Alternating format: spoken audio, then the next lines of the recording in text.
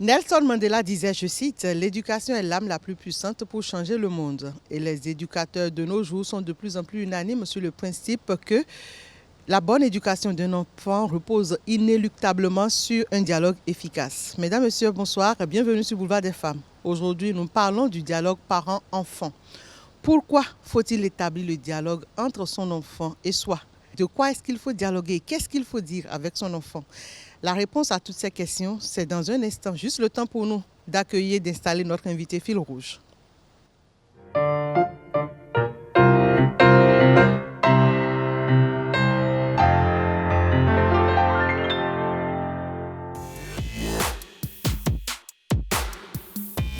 Précédemment reçue sur Boulevard des Femmes, alors qu'elle était la secrétaire exécutive de l'Institut national de la femme, elle revient aujourd'hui sur notre plateau avec le titre de présidente de la même institution. Félicitations à vous, Maître Huguette Bokpeyankadja. Merci d'être avec nous sur Boulevard des Femmes.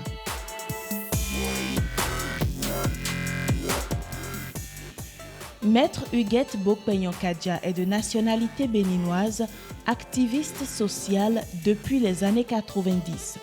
Avocate bilingue au barreau du Bénin depuis 29 ans et consultante internationale en droits de l'homme et en sexospécificité. Mariée et mère de 3 enfants, Maître Huguette Bokpeyankadja a exercé comme experte du Comité des Nations Unies pour l'élimination de toutes les formes de discrimination à l'égard des femmes CEDEF. Elle est consultante internationale auprès de l'Assemblée parlementaire de la francophonie, APF, et l'Union interparlementaire, UIP, pour animer des séminaires parlementaires sur la mise en œuvre des instruments des droits de l'homme.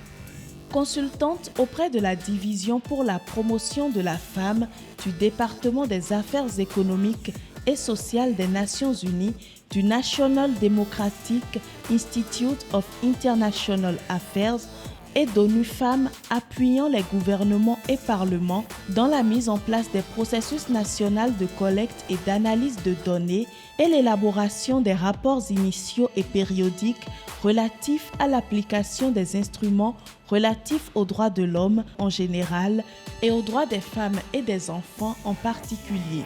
La mise en place, le monitoring et le suivi des mécanismes institutionnels d'intégration du genre dans les politiques, plans et programmes nationaux.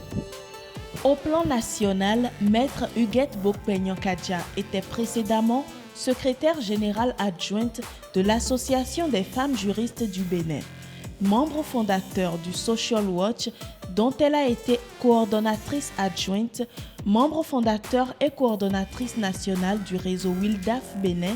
Elle a initié une plateforme appelée En toute confiance, grâce à laquelle elle contribue au développement personnel des jeunes en particulier et de tous en général au moyen de dialogues sur Facebook entre parents, enfants, enseignants. Secrétaire exécutive de l'Institut national de la femme de septembre 2021 à mars 2023, Huguette Bokpeyankadja est désormais la présidente de l'INF. Bienvenue à vous, présidente de l'Institut national de la femme, Huguette Bokpeyankadja. Sinon, bienvenue à vous, bienvenue à la maison. Welcome back, comme le diraient les Anglais. Merci beaucoup, Madame Adimi. C'est avec beaucoup de bonheur que je suis là. Alors aujourd'hui, je suis seulement avec Fifame. On fait un binôme aujourd'hui. Mirabel est appelée à d'autres tâches républicaines, toujours pour l'OETB. Fifame, Maître Bokpeyankadja nous est revenu. Bienvenue à nouveau, Maître. Comme l'a dit Bonjour, Ghislaine, Madame je la répète. Fifame. C'est toujours un plaisir de voir votre joli visage. Croyez-moi, c'est un plaisir partagé. Merci. Un joli visage qui ne vieillit pas, qui est toujours jeune. Et pareil pour le ministre Luc Yankadja. Et je demandais tout à l'heure, c'est quoi votre secret déjà? Ah, je pense qu'on essaye de cultiver la bonne humeur. Je crois que aussi on communique énormément. Je crois que ça fait du bien. Communiquer même sur les choses au sujet desquels on n'a pas la même opinion, on n'est pas d'accord. Moi, particulièrement, je fais en sorte à lâcher prise, je vais dire. Je ne retiens pas longtemps les choses, je les laisse, je me débarrasse d'elles pour que ça ne soit pas un fardeau pour moi. J'essaye de garder la bonne humeur et je crois que la foi en Dieu aussi, elle aide énormément. En tout cas, j'aime beaucoup rire et j'essaye de cultiver le rire. Et le reste, honnêtement, c'est la grâce de Dieu. Donc, retenez la bonne humeur, la communication dans le couple, ça maintient et ça maintient toujours jeune. Ou bien c'est ça, non? Oui. Et j'ajoute la grâce de Dieu. La grâce de Dieu. Elle vient couvrir tout ça. Ben, vous avez touché un point essentiel en parlant de communication. Et justement, la thématique qui vous a fait revenir sur Boulevard des Femmes aujourd'hui, c'est le dialogue. Car ce qui dit communication dit forcément dialogue. Vous êtes mère de famille. Parlez-nous un peu de votre expérience. Comment est-ce que vous avez su éduquer et orienter vos enfants, qui sont déjà très grands, j'imagine? Oui, c'est vrai. Je n'ai que des adultes maintenant qui ont plus de la trentaine.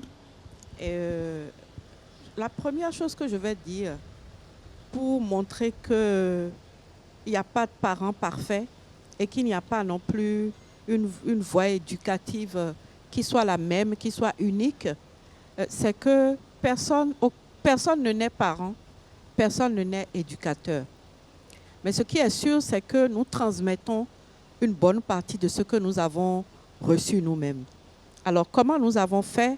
Le maître mot a été le dialogue avec nos enfants, c'est-à-dire considérer déjà que chaque enfant est un être unique, considérer que chaque enfant a de la valeur et considérer que chaque enfant est capable de comprendre, capable a des pensées qui sont les siennes, a une conception qui est la sienne, a un caractère qui se bâtit très tôt et qui s'affirme très tôt, et trouver l'équilibre entre aider cet enfant à développer ce caractère, aider cet enfant à avoir confiance en lui, tout en fixant des limites très claires, en restant cohérent avec soi-même, en donnant l'exemple. Mais ultimement, l'enfant doit se sentir important, l'enfant doit se sentir comme un interlocuteur à qui on accorde de l'importance très tôt. Et c'est là qu'on se rend compte que les enfants comprennent vite, que ça fait un bon bout de temps qu'ils comprennent, contrairement à ce qu'on pense. Quand je fais une rétrospective, je me dis que, par exemple, sur la question de la sexualité, on ne s'y est pas pris suffisamment tôt. Et oui, quand on a commencé à communiquer avec eux sur la sexualité, en fait, on s'est rendu compte que ils en savaient déjà, énormément. Ce que j'ai retenu aussi, c'est qu'il faut profiter de tous les moments. Je vais donner un exemple, c'est vrai, qui est propre à notre style de vie, que peut-être quelqu'un qui n'a pas un véhicule, quelqu'un qui n'a pas l'habitude de conduire ses enfants à l'école, peut-être n'a pas la même expérience que nous, mais je me souviens que entre le moment où on allait les déposer à l'école et le moment où ils m'attendaient au cabinet et on rentrait ensemble, il se passait beaucoup de choses. On communiquait énormément, ils me disaient énormément de choses et je leur passais également énormément de choses. Donc, au niveau de l'éducation, tous les moments sont bons. Il ne faut pas attendre un moment où on va s'asseoir dans un endroit particulier et puis instaurer un dialogue. Mais il faut profiter de tous les moments.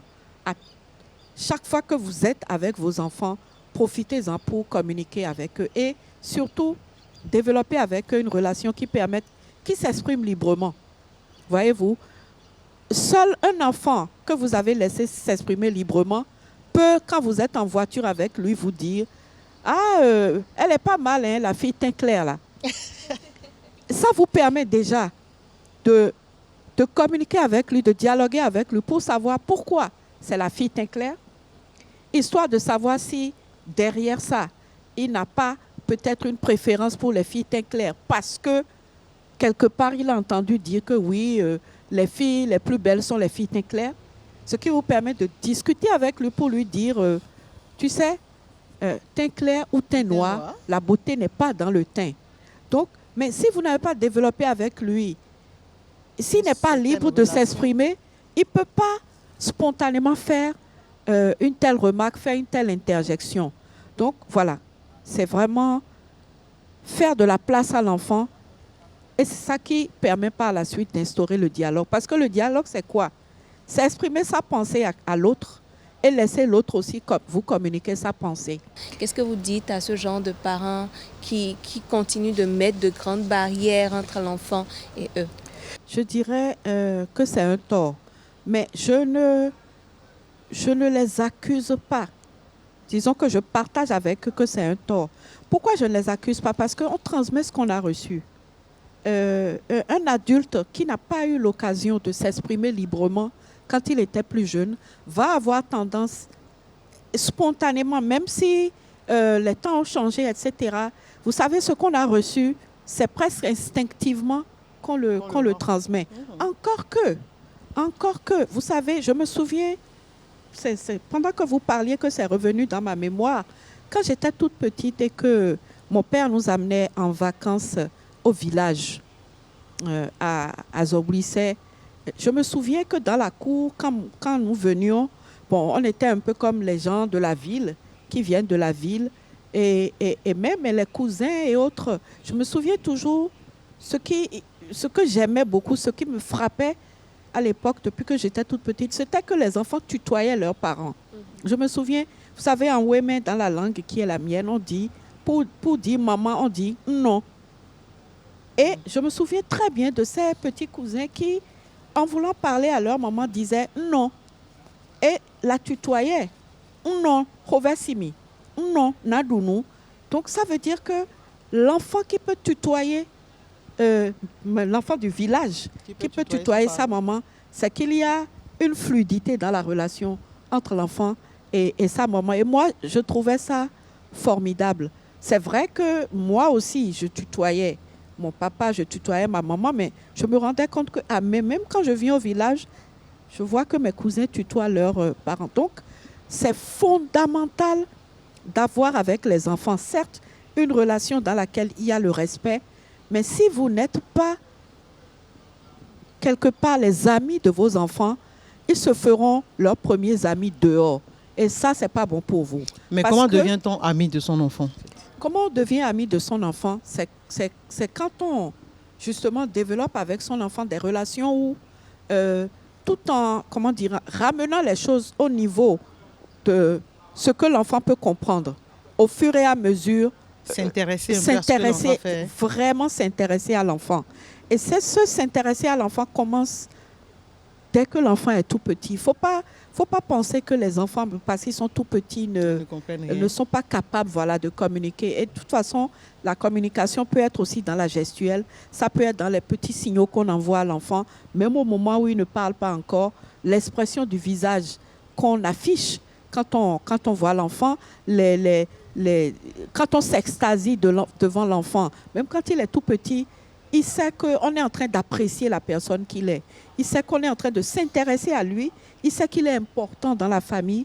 Et donc, il faut vraiment être l'ami de son enfant dès que l'enfant est tout petit. Et au fur et à mesure que l'enfant grandit,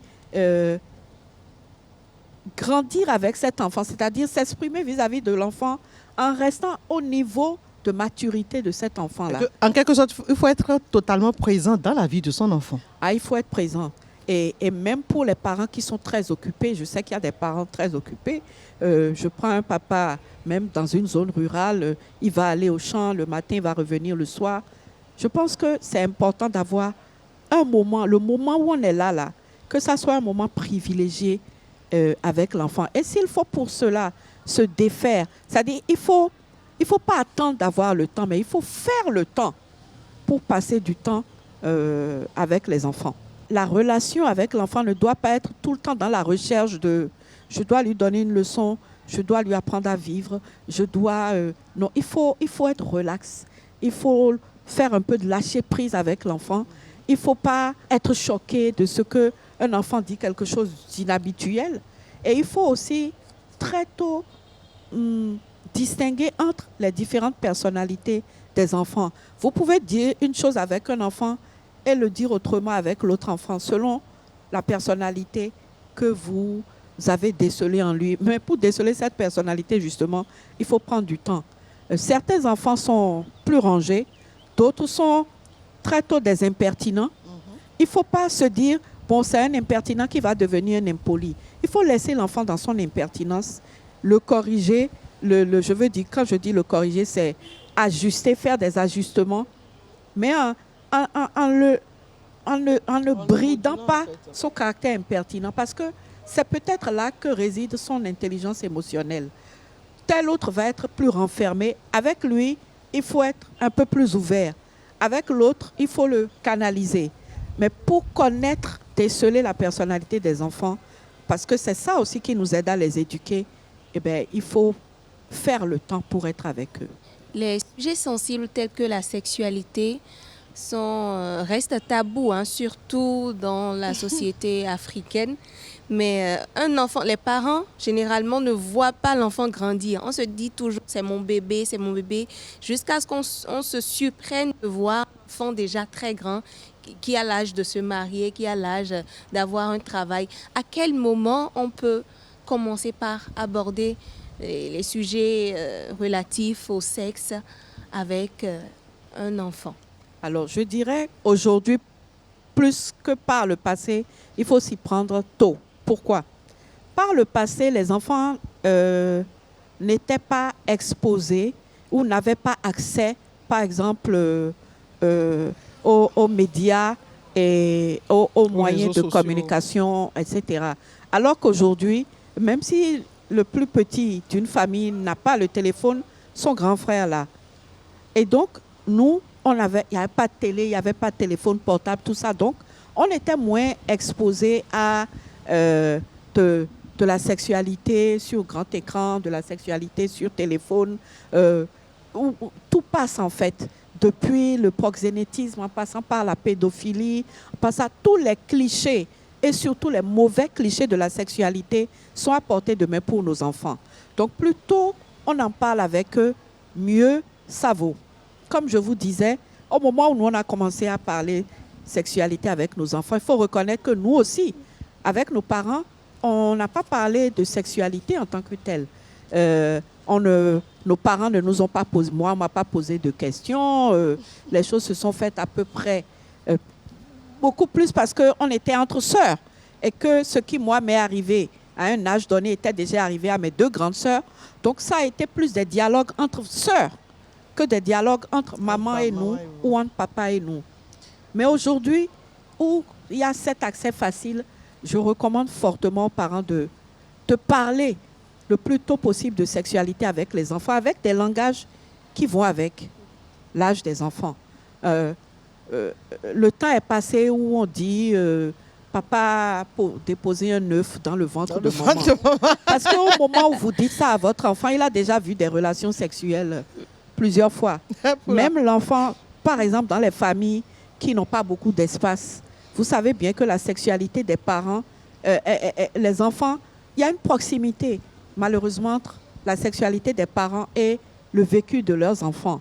Donc, au moment où vous leur parlez d'œufs qu'on dépose, eux, ils ont déjà vu des parents, ils ont déjà peut-être vu leurs parents faire l'amour, ils ont vu sur les réseaux sociaux comment on fait l'amour, etc.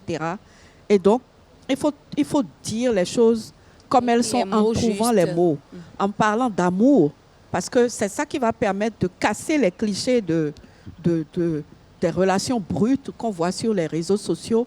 Parler d'amour qui fait que papa et maman se rapprochent, qui fait qu'ils ont des relations sexuelles qui sont la manifestation de cet amour et que de ces relations sexuelles est conçu un enfant qui est l'enfant de l'amour, etc. Il faut trouver les mots. C'est très important. Tôt, quand un enfant vous demande pourquoi est-ce que les garçons ont quelque chose de long et les filles, on ne voit pas grand-chose, il ne faut pas tourner autour du pot. Il faut leur expliquer que, la morphologie, comment on dit ça, l'organe masculin est différent de l'organe féminin, etc. Et Je sais que ce justement, n'est pas Présidente, toujours facile. oui, C'est allez-y pour ça d'abord. que je ne jette pas la pierre aux parents. Parce qu'on donne ce qu'on a reçu. Le parent qui ne sait rien de la sexualité, qu'est-ce que vous voulez qu'il enseigne à son enfant? Donc, et je recommanderais même aux parents qui ne savent rien de la sexualité aujourd'hui. Franchement, Dieu merci, Internet nous informe tous les jours. Même si un parent qui n'y connaît rien fait Google sexualité, il va en apprendre et va pouvoir aussi passer le message. À juste titre, nous avons aussi interrogé une spécialiste des questions de famille qui est d'ailleurs intervenue, je vais dire, sur ce sujet de comment aborder la question de sexualité et comment dialoguer avec son enfant. Nous allons la suivre rapidement et c'est dans la rubrique pour les femmes et on va revenir sur les discussions.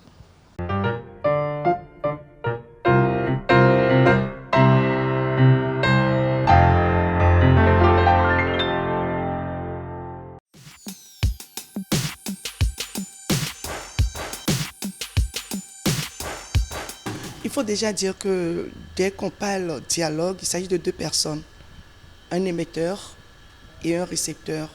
Et à chaque fois, les rôles peuvent changer. Et donc, dialogue parent-enfant, il s'agit là de deux acteurs, le parent et l'enfant.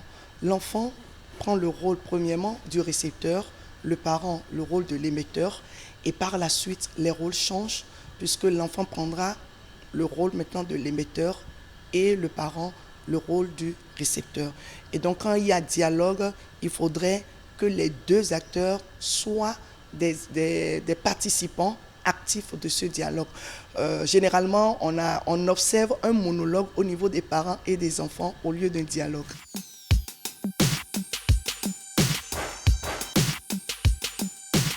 C'est vrai, l'autorité dans l'éducation des enfants, c'est normal, surtout du côté de papa. Mais il faut dire quand même que nous devons mettre aujourd'hui l'accent sur l'autorité bienfaisante et l'autorité bienveillante. L'enfant s'agrandit. C'est l'enfant qui nous apprend également à être en connexion avec le petit enfant que nous avons été. Et donc, à travers l'enfant que nous avons à éduquer, nous voyons un peu comment nous-mêmes, étant enfants, nous avons grandi. Et à des moments donnés, utiliser le bâton et la carotte. L'autorité sera toujours de mise. Mais quand vous créez une atmosphère non sécurisante pour l'enfant, une atmosphère de peur pour l'enfant, une atmosphère de crainte pour un enfant, vous aurez du mal à véritablement dialoguer avec cet enfant. Prenez l'exemple des animaux. Dès qu'un animal se sent en sécurité, il se blottit contre son maître. Là où le maître mange, il est là, il est épanoui. Et c'est de la même manière, l'enfant qui est épanoui dans le cocon familial peut se rapprocher de papa, peut se rapprocher de maman et au moment opportun, exprimer ce qu'il pense. Prenez l'exemple de l'enfant qui tout le temps, quand les grands sont en train de parler, il vient pour dire, papa, j'ai un truc à te dire. Et puis devant les invités ou puis devant d'autres personnes, lui dit, écoute, fous-moi la paix, tu ne vois pas que je suis en train de discuter avec les grands. Cette manière de le rabouer, ça va un jour le stopper dans son élan d'être extraverti, de se confier à vous. Il y a une très bonne manière de rappeler à l'enfant, tu sais, papa est avec des grandes personnes, il est en train de parler. Donne-moi juste 2 minutes. Je vous assure tout, le simple fait de mettre l'enfant à l'aise et de lui dire, est-ce que tu m'accordes 2 minutes? C'est respecter l'enfant dans son entièreté et de lui permettre de comprendre que, c'est pas à tout moment on peut venir vers les parents pour parler. Il faut que le parent également, avec lui-même, soit en équilibre, parlant de dialogue, parlant de discussion. Il y a des parents qui sont blessés, il y a des parents qui n'ont pas eu l'occasion de véritablement discuter, dialoguer avec le parent quand eux, ils étaient enfants. Et donc, le seul modèle d'éducation qu'ils ont reçu, c'est je parle, tu te tais, tu m'écoutes et tu fais ce que je te dis. Ce n'est plus de l'éducation, c'est du dressage. Et la plupart de nos parents, nous sommes passés par là, le dressage. Aujourd'hui, nous sommes à une époque où il faut mettre l'enfant dans son contexte, lui rappeler à travers nos faits et gestes qu'il est important pour nous, qu'il a sa place, qu'il est une personnalité à part entière et entièrement à part. Quand il s'agit d'un enfant de 1 mois, parce que même avec nos bébés, nous discutons. Regardez une maman qui garde son nouveau-né. Même si le nouveau-né n'ouvre pas la bouche pour parler, il y a des gestuels du bébé. Et donc nous, en thérapie, on demande à la maman, quand tu parles, quand tu es en train d'allaiter ton enfant, tu dois lui parler. est-ce que ça va mon bébé? Tu attends. Tu ne parles pas comme ça, tu attends et tu vois la réaction du bébé. Et donc, il faut le faire depuis le bas âge. 2 ans, l'enfant, il est intéressé par tout, il pose toutes sortes de questions, il veut tout toucher, il est en pleine exploration. C'est à toi de lui rappeler tout le temps, écoute mon chéri, ça, c'est comme ça se fait. Même s'il ne le fait pas tout de suite, ne sois pas fatigué parce que ce dont ils ont besoin, c'est du temps. Alors que nos parents, nous, on n'a plus le temps. Et c'est là où le bas blesse. Nos enfants de 2 ans jusqu'à l'âge de 8 ans, 10 ans ont besoin de notre attention, de notre amour, de notre affection, de notre tendresse. Et donc, il faut du temps pour expliquer 1001 fois à un enfant, non, on ne dépose pas le verre ici. Même si l'enfant commet une erreur, fustiger l'erreur et non insulter l'enfant. Lui rappeler simplement que ce qu'il a fait, ce n'est pas bien. Et quand vous avez envie de dire des choses très sérieuses à votre enfant, ne lui dites pas ça dans des cris, à travers la colère. Non, il faut le faire à soi et faire en sorte que le climat soit favorable pour l'aider, pour aider son esprit à accueillir le message que vous voulez lui faire passer.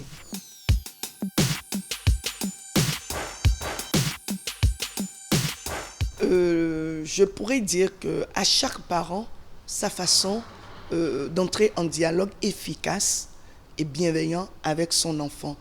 Chaque enfant est unique et il faudra observer nos enfants pour savoir de quelle manière parvenir à les éduquer. Je rappelle quelque chose.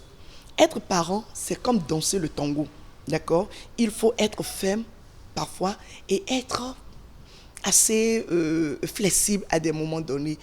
Sur le sujet qui est généralement tabou, la sexualité, ça dépend de l'âge de l'enfant.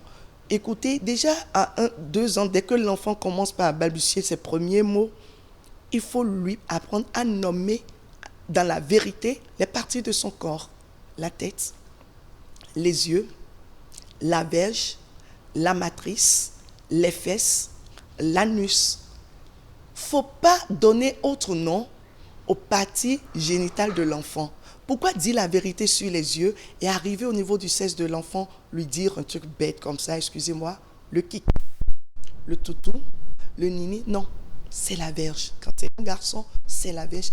Puisque entre 2 ans et 3 ans, l'enfant s'habitue déjà à mieux connaître son sexe. C'est là où il y a toujours l'enfant qui touche son sexe. Et quand il voit sa sœur, si c'est un garçon, il veut comprendre ce qui est là. Nommer les organes. 3 ans, 4 ans, 5 ans, permettre à l'enfant de connaître ses parties intimes. Les aisselles, la poitrine, les fesses, la verge, la matrice et lui rappeler, ça on ne touche pas. Évitez de donner de bisous, même quand on est parent, à vos enfants sur les lèvres. Parce que si une autre personne lui fait ça au dehors, il ne saura pas que c'est méchant, il ne saura pas que c'est dangereux, il ne saura pas que ce n'est pas bien. Et donc, nous, parents également, il y a des attitudes, des comportements à éviter si nous voulons véritablement réussir l'éducation sexuelle de nos enfants. Comme l'a dit Mme Sira, les parents, il y a des parents qui ne peuvent donner que ce qu'ils ont reçu. Mais aujourd'hui, le monde a évolué, vous l'avez dit, il faut que le parent même s'actualise et qu'il sache forcément qu'il faut discuter de tout avec l'enfant et sans tabou. Le sexe, surtout, n'est plus un tabou de nos jours. Encore que les enfants sont beaucoup plus informés que nous. Donc, autant aller direct. Je crois que l'éducation, mais vraiment, plus qu'hier, je continue de le dire, le dialogue là, il est fondamental. Vous voyez, aujourd'hui, les enfants ont perdu un petit peu les repères. Et la sexualité de beaucoup de jeunes se vit sans aucune responsabilité. Ah oui. Est-ce que vous pensez que si... Je me souviens de ces images-là qui étaient passées dans une école, je crois, juste au moment où le Covid avait commencé. On avait vu des images pornographiques dans une école où on voyait, nous sommes tous des adultes, hein, on voyait des filles faire une fellation à des garçons. Une fille qui, à la maison, discute avec ses parents. Une fille que les parents ont rassurée. Parce que ce n'est pas le dialogue que passe aussi la construction de la personnalité d'un enfant. C'est de là que part le développement et l'entretien de l'estime de soi. Une fille qui a l'estime de soi et des garçons qui ont l'estime de soi ne vont pas faire ça. Mais probablement que personne ne leur parle à la maison, personne ne s'intéresse à eux, les parents courent derrière comment ils vont faire pour faire avancer leurs enfants, pour leur payer leurs études et autres. Ces enfants-là n'ont plus de repères. Du coup, vous avez beaucoup d'enfants qui n'ont pas été des enfants, ils ne sont pas sortis de la rue, mais qui sont aujourd'hui proches sur la voie de la cybercriminalité. On a même eu une cascade de cas de suicide d'enfants. Moi, tout ça là m'a interpellée. Je me suis dit, en fait, les enfants et les parents sont en train de devenir, il y a un écart qui se creuse entre eux. Ils sont en train de devenir des étrangers les uns pour les autres. Et les enfants absorbent beaucoup plus ce qui se passe dehors que ce qui se passe à l'intérieur. Et quand un enfant nous pose des questions, il faut qu'on leur donne des réponses. Parce qu'une fois qu'ils ont posé cette question, si on ne leur donne pas des réponses à l'intérieur, ils iront chercher la réponse à l'extérieur. Ce n'est pas facile de trouver du temps. Mais comme je dis, il faut apprendre à faire du temps. Je me souviens, nous, mon mari et moi, nous étions des gens très occupés. Mais on se débrouillait pour avoir un moment de congé qui converge.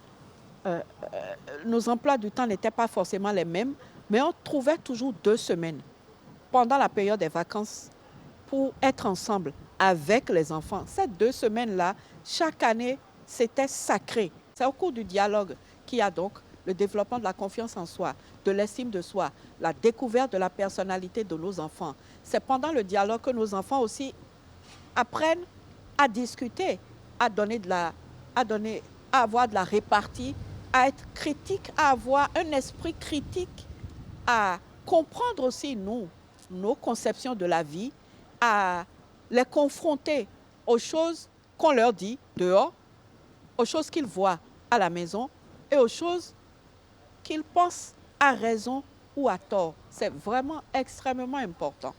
Et c'est comme ça que se construit un enfant de l'enfance à l'adolescence, de l'adolescence au jeune adulte. C'est pendant les dialogues qu'on fait ça. Pendant les dialogues aussi, les enfants nous découvrent et savent qui nous sommes. Celui qui ne sait pas qui est son auteur ne sait pas non plus qui il est. Moi, je suis d'une nature très ouverte et je m'extériorise facilement. Mon papa était quelqu'un d'assez sévère qui a été éduqué par un prêtre, donc vous pouvez imaginer.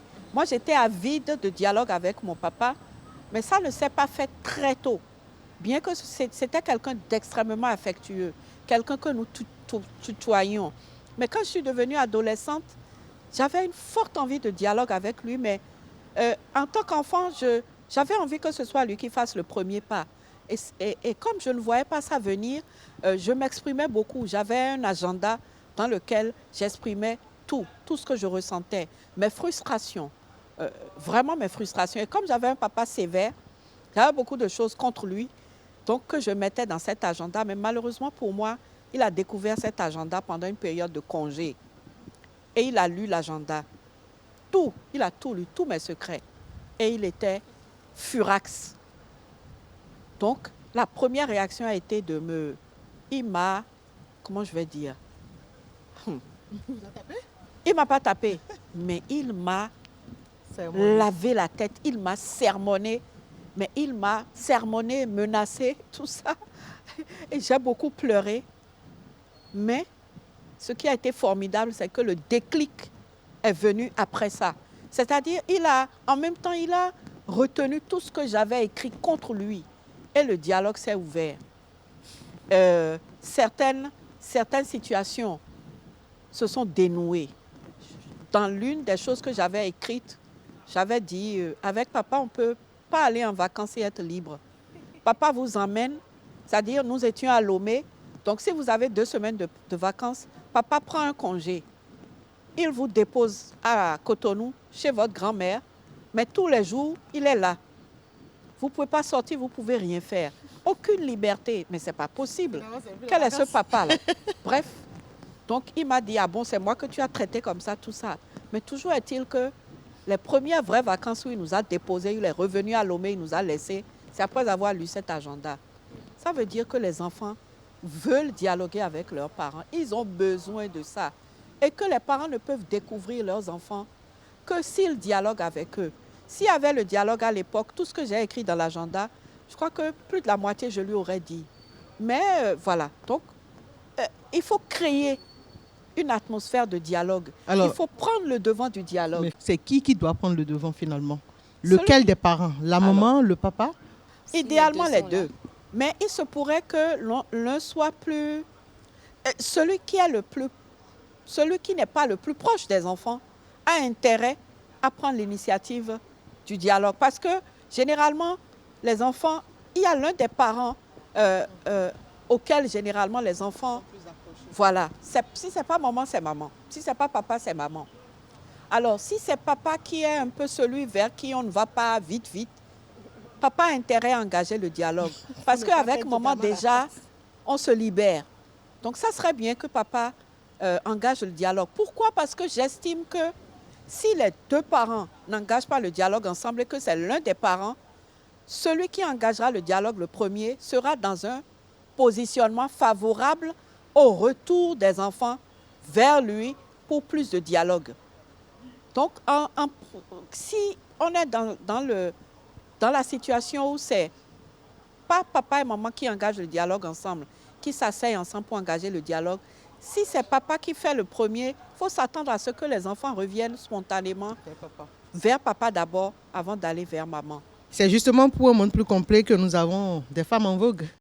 Et aujourd'hui, nous allons parler d'une jeune dame. Et d'abord, vous savez que de plus en plus, il y a des femmes qui s'intéressent à des activités qui autrefois étaient considérées comme étant réservées rien qu'aux hommes. Et de plus en plus, des femmes se démarquent et font la différence. Et aujourd'hui, c'est une jeune dame que nous allons découvrir. Elle s'appelle Emmanuela Agossou et elle est menuisière, enfin, menuisier.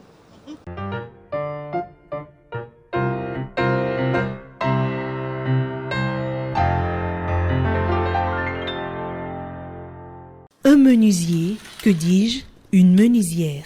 Vous ne vous trompez pas, c'est bel et bien une femme que vous voyez à l'œuvre. Emmanuela Agossou est une jeune passionnée de menuiserie moderne. Elle exerce dans ce milieu traditionnellement masculin depuis 2016. Cette passion me vient de l'amour pour le luxe, pour les meubles, pour le bois, pour tout ce qui a trait à la décoration d'intérieur et aussi pour la volonté d'entreprendre. Tout ce qui a trait à une femme est déjà saturé, donc je voulais quand même un truc qui sort quand même d'habitude. À mes débuts, j'ai essayé de montrer aux gens ce que je voulais faire. Quand il y avait des gens qui étaient intéressés par des commandes, je confiais à des menuisiers, mais ça ne correspondait pas vraiment encore à ce que je voulais. Ce qui a fait qu'à un moment donné, j'ai décidé de me lancer directement moi-même dedans. Emmanuela n'a pas suivi une formation en présentiel. Il y avait des formations en ligne et des formations sur l'usage des matériels, des machines, du bois et tout. Donc voilà comment je me suis formée. Nous réalisons des cuisines dans le style américain. Nous réalisons des dressings, des lits, des postes télé, des guéridons, tout ce qui est meuble qui peut être réalisé en bois. Des rangements de boutiques, des meubles avec des installations électriques, des coiffeuses, enfin tout ce qui est meuble qui peut être réalisé en bois. Si persévérer dans ce métier très physique est une difficulté, se faire accepter par ses collègues masculins en est une autre. Les hommes cherchent parfois à défendre leur terroir. Mais tels que les collaborateurs de Emmanuela, certains d'entre eux peuvent tout de même se montrer attentionnés et admiratifs. Travailler avec une femme dans ce domaine, ça fait beaucoup plaisir. Ça donne beaucoup de la force parce qu'on ne voit pas trop de femmes dans ce domaine-là. C'est pour ça, moi-même, je suis beaucoup motivée quand je travaille avec madame. Emmanuela est très présente sur les réseaux sociaux. Elle y publie quotidiennement ses nombreuses réalisations. Ces preuves irréfutables de son talent incitent les internautes à lui faire davantage confiance. Je quitte jusqu'à Porto-Novo pour venir ici tous les jours. Elle te donne aussi la motivation, sa manière de travailler, ça fait que toi-même tu es motivé, tu travailles derrière avec elle, tu te donnes à fond, quoi. La jeune femme s'intéresse aussi aux questions médicales. Elle est diplômée en analyse biomédicale. Je compte faire le master l'année prochaine si j'arrive à terminer et à m'intégrer dans le domaine du laboratoire, je pourrais être au laboratoire, être aussi en train de gérer mon entreprise de menuiserie. Dans les deux domaines, je veux entreprendre parce que l'entrepreneuriat, c'est ma passion. Entre caprices des clients et attitudes désobligeantes de certains collègues hommes qui cherchent à marquer leur terroir, Emmanuela s'accroche malgré tout. Elle ne recule devant rien. Les difficultés qu'elle rencontre lui importent peu. La menuisière affirme d'ailleurs être très épanouie.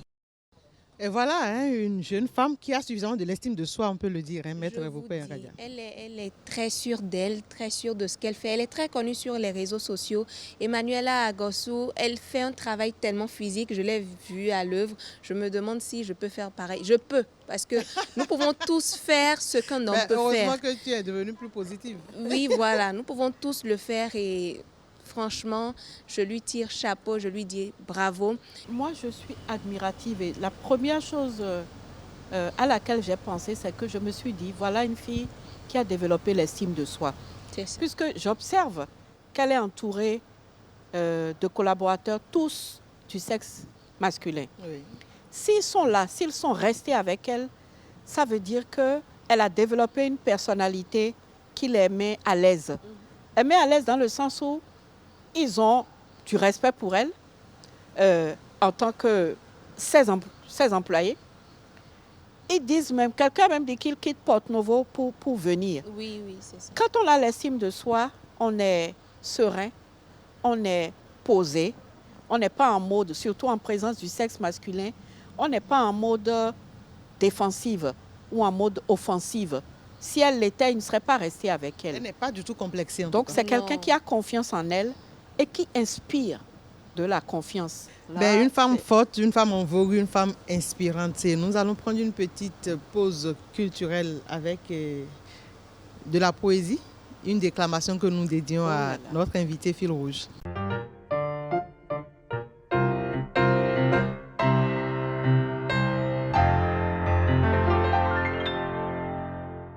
C'est le moment de se mettre ensemble, de nouer des liens pour tisser des nœuds d'avenir. C'est le moment pour les femmes de nous donner une leçon, celle que depuis longtemps nous avions déjà perçue aux yeux de celles qui avaient déjà eu le bon sens de faire les choses pas à pas, ensemble, sur le chemin du marigot, pendant la lessive et même lorsqu'elles trient le maïs. C'est le moment pour les femmes de nos temps actuels de s'inspirer de ce qui fut pour donner une leçon au monde par rapport à la nécessité de faire grandir la communauté féminine par sororité.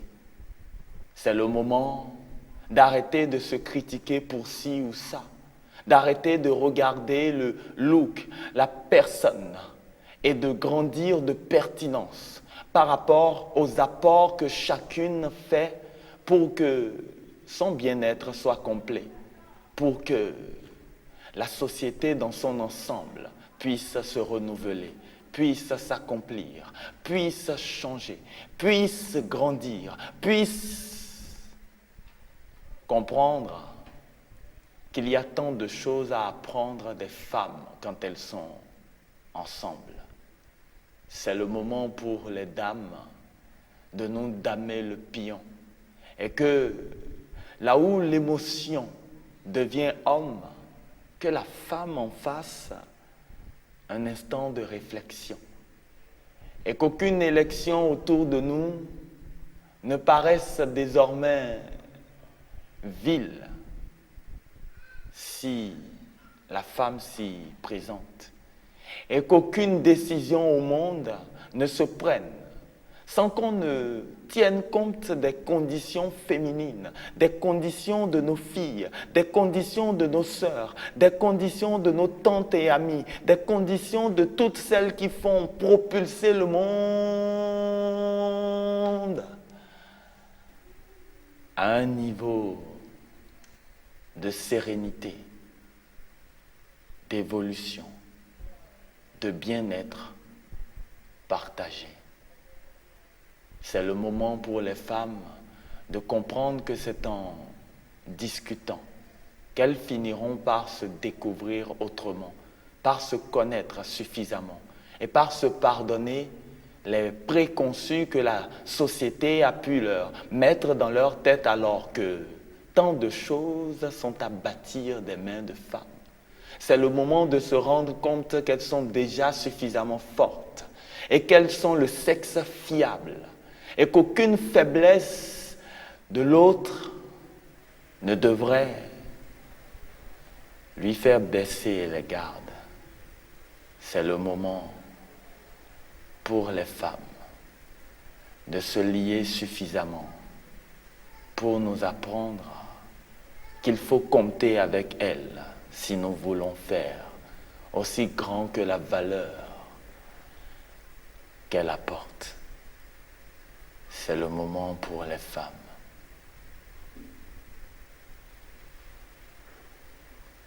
de grandir par sororité et d'utiliser la notion de solidarité pour nous apprendre à mûrir. Et voilà tout le leitmotiv de Boulevard des femmes. Maître Boyan Kadia, c'est une dédicace pour nous les femmes. C'est très important et la sororité est un thème que l'Institut national de la femme va beaucoup développer. C'est aussi la question de l'estime de soi qui revient. Oui. Si nous n'arrivons pas souvent à nous entendre entre femmes, c'est parce que nous sommes dans une espèce de malassurance individuelle qui fait qu'on a du mal à se réjouir du succès, du bonheur de l'autre. C'est parce qu'on n'est pas sûr nous-mêmes de ce que nous vivons déjà ou de ce qui va nous arriver de bien, que nous nous sentons en insécurité face au succès de l'un et de l'autre. Et on commence à créer des rivalités là où ça ne devait pas exister. Ah oui. Ah oui. Et voilà la notion de l'estime de soi qui est devenue transversale sur tous nos sujets. Et le sujet qui vient également n'est pas non moins un sujet d'estime de soi. Recettes et astuces. La dernière fois, si je me souviens bien, on a parlé de comment entretenir ses cheveux. Et on avait fait du jus d'oignon, vous vous souvenez? Oui. Et vous nous avez donné la recette de un instant, que ça me revienne, aloe vera, que vous utilisez. Voilà. C'est vrai. Alors aujourd'hui, nous avons vu que vous avez fait un joli chignon sur la tête avec des accessoires. Elle-même en plus. Exactement, c'est ce qu'elle nous a dit. Elle-même s'est fait son chignon. Alors nous allons vous apprendre également à faire des petites coiffes qu'on appelle bibi. Ah ok, je veux bien. C'est à découvrir tout de suite dans Recettes et astuces. D'accord.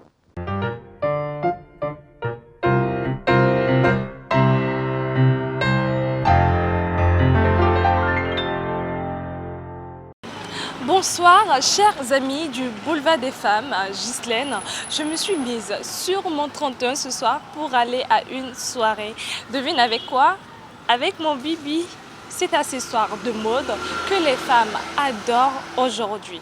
Nous sommes avec Madame Thérèse Aïzon. Elle va nous apprendre comment confectionner ce chapeau. On y va.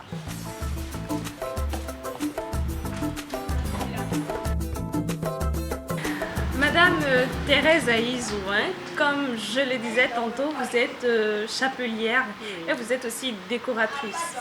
Ce soir, vous allez nous apprendre comment faire confectionner ces jolis bibis qu'on a sur la tête. Et est-ce qu'un bibi est un chapeau?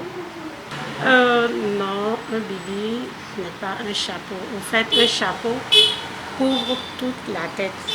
Mais un bibi, c'est un petit chapeau qu'on met de côté sur la tête. Ça ne couvre pas toute la tête. C'est en fait un bijou de tête, en quelque sorte.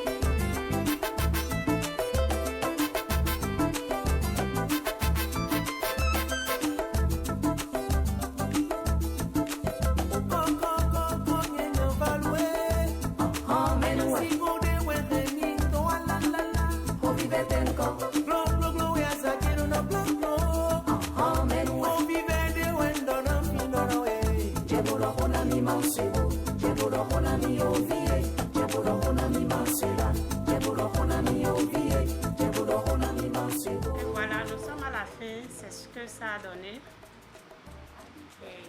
Et c'est l'autre qu'on avait. Je vais même me mettre en même temps mon nouveau Bibi.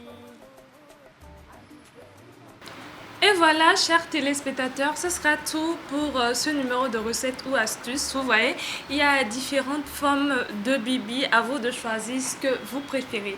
Bon, la soirée tient toujours, je m'en vais. Merci à vous, Madame Thérèse Pultou. Merci, madame. Ce fut vraiment un plaisir. Plaisir partagé. À la prochaine. Alors, FIFA, on appelle ça bibi. Tu vois, tu as appelé ça comment? Chapeau. Chapeau, je connais. Voilà, maître, vous avez pris quelques notes? Oui, en tout cas, je trouve que c'est très joli. C'est vrai que je n'ai pas du tout l'habitude des chapeaux, mais je vois qu'en fait, c'est assez... Ça, c'est un accessoire, là. D'abord, on n'appelle pas ça chapeau. C'est pas très grand. Et peut-être qu'on peut caler ça. Ben oui, on le fait de différentes manières. Il y en a de plus petits, il y a de plus petits modèles. Vous pouvez les faire en forme de chouchou, peut-être même en forme de barrette pour entourer votre chignon que vous avez si joliment fait vous-même aujourd'hui. Merci beaucoup. Ben voilà, le mercure descend. Maître, c'est bon? Tout va bien. On peut descendre? Si, avec plaisir. On met un peu de choses. Un peu de piment, un peu de piment. Je vous laisse, ça peut pas finir comme ça. Je vous laisse me guider. Hein. Bon, tu sais, même vous, elle a déjà une habituée. Hein. Je sais qu'elle s'attend déjà à tout. Oui, ce n'est plus une surprise comme on le fait avec les autres. Ah, d'accord. On va changer de nom. On va changer de question. De paradigme.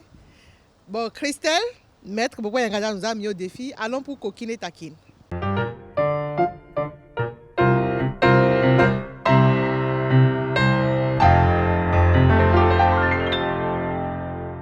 Alors, pour coquine et taquine, je vais vous appeler Tata Huguette. D'accord.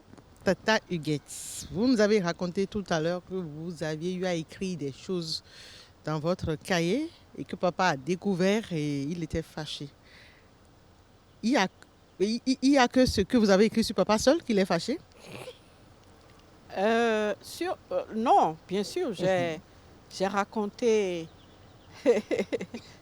les moments susurreux que toute jeune, puisque j'étais très jeune. Hein, j'en étais sûre. Les moments de gourmet aussi. Que je passais avec Luc, mon mari, oui, qui était à l'époque justement celui que mon papa voyait dans le secteur et ça ne lui plaisait pas. Oui, et tout ça, ça l'a énervé, c'est sûr. J'étais sûre, parce que pour que papa s'énerve à ce point, c'est sûr qu'il y avait eu ça. Ça protège trop les filles ah, oulala, aux hommes. Oh. C'était quelqu'un... On ne pouvait pas décrocher le téléphone. Dès que le téléphone sonnait, il était là, en même temps que vous. C'était un gendarme. Mais décroche. Alors donc, c'est oui, non, oui, non, oui. Tu ne sais pas parler? Oui. Oui, papa, oui, non, oui. Et puis quand on raccroche, c'est qui? Il a dit quoi? Il veut quoi? C'est l'enfant de qui? Comme si on était obligé de connaître le nom du papa et le nom de la maman du copain. Je ne sais pas, je sais seulement qu'il s'appelle Luc Kadia. Voilà. Son papa est doux, sa maman est doux. C'est vraiment, mais c'est vrai, il y avait tout ça dans mon cahier, dans mon agenda, qu'il a vu. Alors on dépose, on l'a dit, on dépose le manteau de maître, donc on peut poser, tous les coups sont permis. Pose les questions maintenant à Tata Huguette. Ok, Tata Huguette, dites-nous. Avec toute cette élégance, ce charme, c'est sûr que monsieur le mari de Tata a de la concurrence, n'est-ce pas? Ou qu'il en a eu. Je crois que la chance que nous avons eue tous les deux, je crois, c'est que quand je me suis mariée, j'avais 22 ans. Je me suis mariée très tôt. Et disons que j'ai quitté le cocon familial. J'étais en année de maîtrise quand je suis tombée enceinte de notre premier fils. Et juste après ma maîtrise, un peu après, mon fils est né 1 an après ma maîtrise et on s'est mariés 1 an après. Donc ça a fait que je crois que mon mari n'a pas eu beaucoup de frayeur. Mais il faut être honnête, même en étant marié, ce n'est pas écrit sur votre front.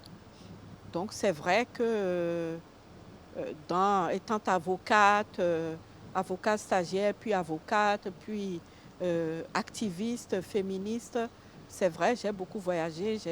Je rencontrais, dans mon sillage, il y avait beaucoup d'hommes, mais je crois que le fait d'être mariée, je savais ce que je voulais. Et j'étais quelqu'un de plutôt très confiante. Et donc, ça m'a énormément aidée à conduire les hommes avec beaucoup de gentillesse, les conduire de façon, comment dire, pas sauvage. De façon élégante. De façon élégante, voilà.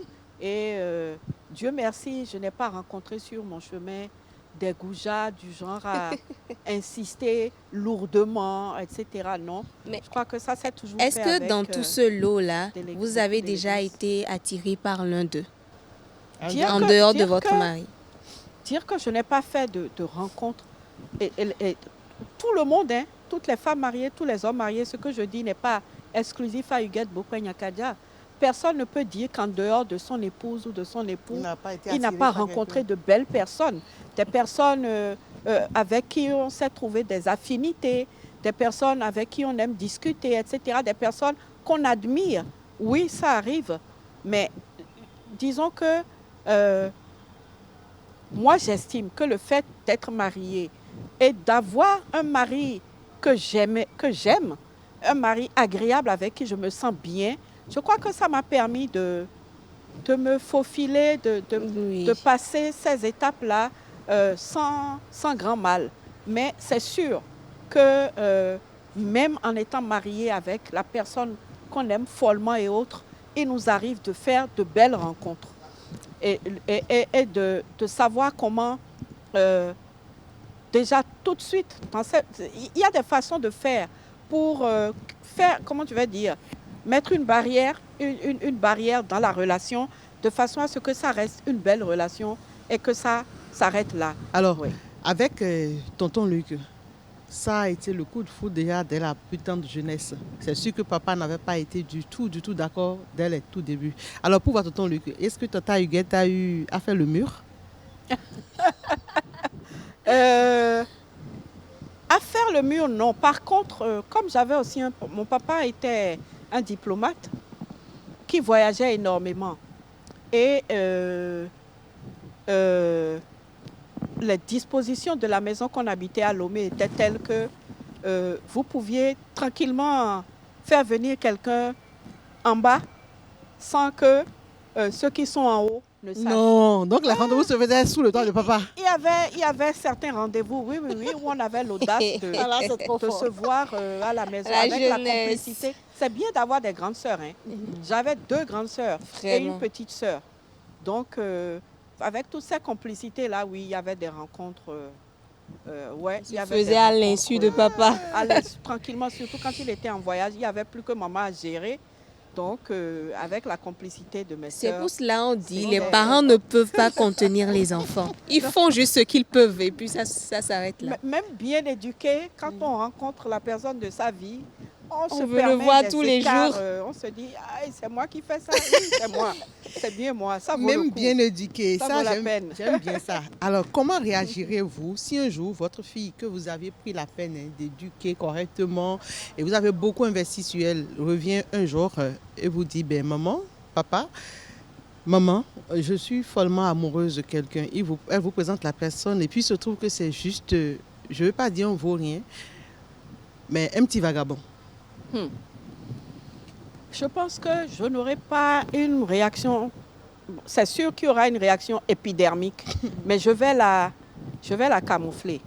Parce que je pense que ce n'est pas bon que devant ce jeune homme, là tout de suite, j'exprime quelque chose. Je vais recevoir le jeune homme.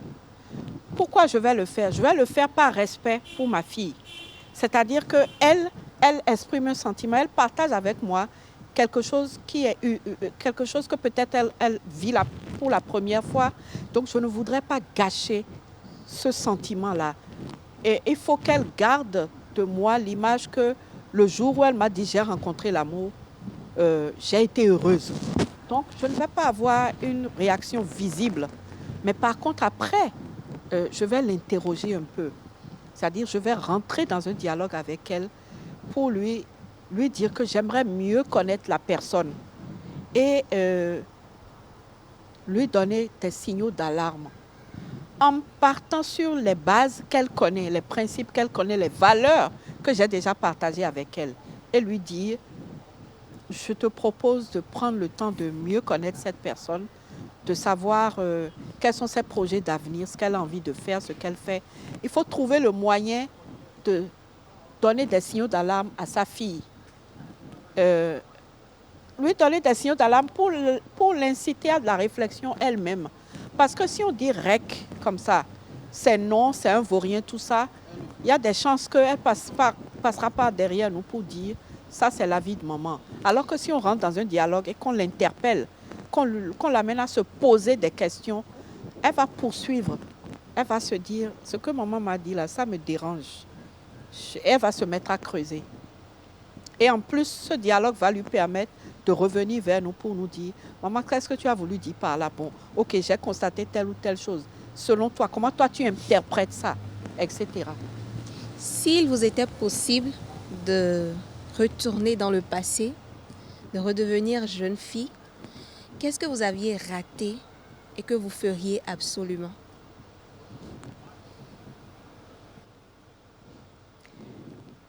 Je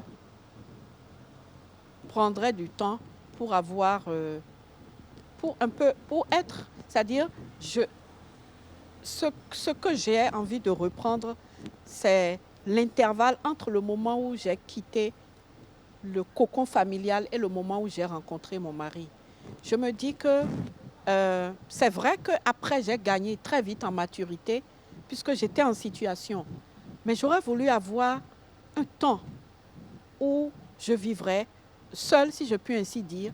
Peut-être je serais partie quelque part, continuer mes études. J'aurais eu une vie de jeune fille, je vais dire, de jeune fille célibataire. Parfois, j'ai l'impression que les choses sont allées très vite. C'est pas que je regrette en tant que telle, mais j'ai l'impression qu'il y a un pan de la vie que vous de avez ma raté, vie de jeune femme, de jeune adulte que vous avez sauté, que j'ai sauté. Ça, j'aimerais bien. J'ai été la première, en fait, à me marier. Je me suis mariée avant toutes mes grandes sœurs. Et donc, je les ai vues faire ce parcours. Et j'ai l'impression que ça les a mûries avant. Et ce parcours me manque un peu, oui. Toujours si vous deviez rester dans ce passé-là, est-ce que vous changeriez de partenaire? Non. Non, je ne changerai pas. Alors, on va demander à tonton Luc, on va revenir en arrière. Et nous, on a la machine pour retourner dans le temps. Et on va donner du temps à Tata Huguette de faire quelques jours seule dans le célibat. Et tonton Luc viendra l'enlever et la ramener chez elle. C'est ça. Tata Huguette, Boulevard des Femmes, ça s'achève ici. Alors, juste un mot en guise de conclusion. Un mot, c'est merci. Merci de nous donner l'occasion de partager nos expériences. Merci de nous donner l'occasion de permettre à d'autres personnes de s'identifier à nous, de se reconnaître peut-être dans ce que nous racontons, de se dire « Ah tiens, ça c'est moi ça ». C'est ça l'objectif. Et si nous avons atteint cet objectif, alors je rends grâce à Dieu. Merci beaucoup. Alors, Fifame, Ghislaine. Défi encore relevé? Je te dis. Prête à relancer? Comme on le dit chez nous, mission accomplie, prête à recommencer, et avec aux plaisir. lèvres. Alors, mesdames, messieurs, ce numéro de Boulevard des femmes s'achève également ainsi. J'espère que vous avez aimé comme tous les autres numéros. De toute façon, notre invitée, vous l'avez remarqué, elle a toujours été au top et une fois encore, elle a beaucoup partagé avec nous. Maître Bopé Nkadia, merci infiniment pour ces instants de partage. On apprend beaucoup de vous. Ce n'est pas seulement sur Boulevard des femmes. Nous autres, ces jeunes sœurs, quand on a besoin de conseils, il suffit juste de lui écrire. Alors, c'est une dame très, très, très charmante, très ouverte. Elle est aujourd'hui la présidente de l'Institut national des femmes. Vous partagez rapidement le numéro de l'Institut national des femmes, le numéro de contact en cas de besoin. Alors, le numéro d'alerte, le numéro WhatsApp, c'est le 51 07 88 88. Nous vous ouvrons les bras. Si vous avez besoin de nous, de secours, accourez, on va vous recevoir, on va s'occuper de vous. Voilà, chères dames, et même les messieurs aussi, c'est un numéro à vraiment privilégier pour vous faire écouter, pour partager vos soucis. L'Institut national des femmes, ce n'est pas là seulement pour juger, mais c'est aussi pour accompagner. Et ça, il faut qu'on puisse le dire sérieusement. On n'a pas parlé au cours de l'émission, mais c'était important pour nous de vous le préciser. Christelle Sagoran et toute son équipe, nous vous disons grand merci de nous avoir encore accompagnés. Et Boulevard des femmes, ça s'achève. On dit quoi, Fifamé? Malheureusement, hein, c'est bye terminé. Bye, à Au très revoir. bientôt.